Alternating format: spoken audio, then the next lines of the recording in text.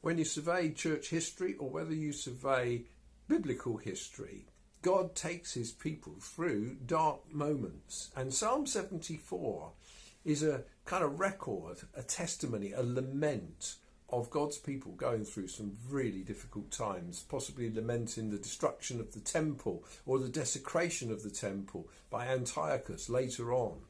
There are times of great deliverance and victory. There are also moments when it seems God's a long way away, and the former victory and freedom that God's people have experienced is never going to happen again. It can happen like that in church life, in a personal life as a Christian, or in a nation where persecution comes as governments change their policies and Christians are marginalised, ill-treated, imprisoned, where previously they've been quite free.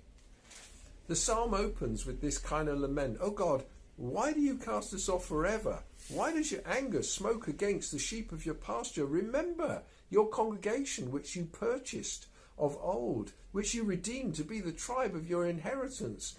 Remember Mount Zion where you have dwelt, and direct your steps to the perpetual ruins. See, there's that sense that this is forever and ever, but it isn't. It's just for a period. God never allows the course of history to move in one direction only. In verse 16 we read, yours is the day, yours also the night. The psalmist turns to creation and reflects on God's being the Lord of chaos, who orders all things well. And he's fixed the boundaries of the earth. Verse 17, you've made summer and winter. Verse 19, do not deliver the soul of your dove to the wild beasts. The final outcome is the triumph of the purposes of God.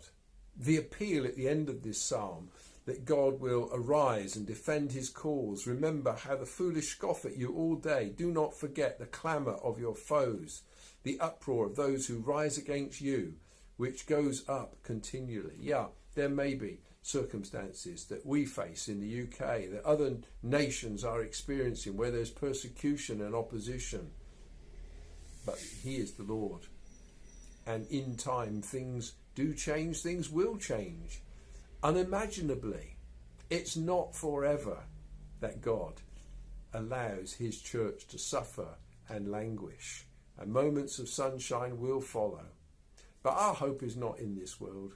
Our hope is in that which is to come, where all God's people will be liberated forever. And these testing times that God takes his people through are reminders to us to hold the things of this life loosely and lightly.